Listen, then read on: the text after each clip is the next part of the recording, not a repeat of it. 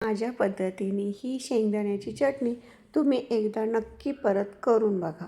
खूप साधी सोपी आहे, खूप कमी साहित्यात आहे आणि थोडीशी वेगळी ट्रिक पण आहे.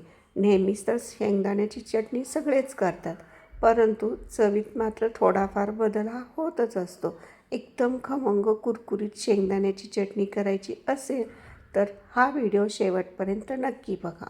मूठभर शेंगदाणे घ्यायचे, चमच्याभर तेल त्याच्यावर टाकायचं आणि संपूर्ण शेंगदाण्याला हे तेल लागेल असं हलवून घ्यायचं. सकाळच्याच पोळ्या करून झाल्या होत्या, तवा गरमच होता, तर त्याच तव्यावरती मी हे शेंगदाणे घालून घेतले. गॅसची आच बारीक ठेवलेली आहे. मस्त खमंग असे शेंगदाणे भाजून घ्यायचे.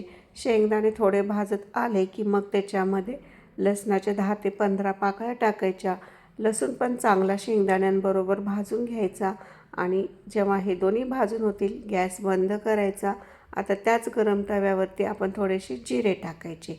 जिरे खमंग असे शेकले जातात आणि हे गार करायला ठेवून द्यायचं. आता इथे मेन ट्रिक आहे की ही शेंगदाण्याची चटणी मी ही पाणी प्यायचा जो तांब्या असतो ना त्यामध्ये कुटून घेणार आहे.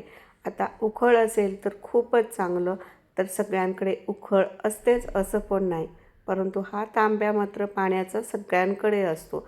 तर याच्यामध्येच हे संपूर्ण शेंगदाणे, लसूण, जिरे घालून घेतले. चवीनुसार आपण मीठ घालतोय, जेवढं तिखट हवे तेवढी मिरची पावडर घालायची. हा उखळमधला जो भत्ता असतो तो तेवढा माझ्याकडे आहे, त्याने मी ही शेंगदाण्याची चटणी छान अशी कुटून घेणार आहे. कुटून घेतलेल्या शेंगदाण्याच्या चटणीची चव खूप न्यारी असते. नक्की करून बघा. छान असं कुरकुरीत शेंगदाणे जेवढे हवेत तेवढे बारीक, जेवढे मोठे ठेवायचे त्या पद्धतीने ही चटणी कुटून घ्यायची. साधी पोळी भाजीचा बेत असू दे किंवा पंचपक्वान्नाच्या थाळीचा बेत असू दे, बघा ही चटणी खूप भाव खाते. ह्या चटणीशिवाय थाळी पूर्ण होत नाही आणि तोंडी लावण्यासाठी तर ही चटणी अवश्य नेहमी एखाद्या डब्यात भरून ठेवलेली असावीच.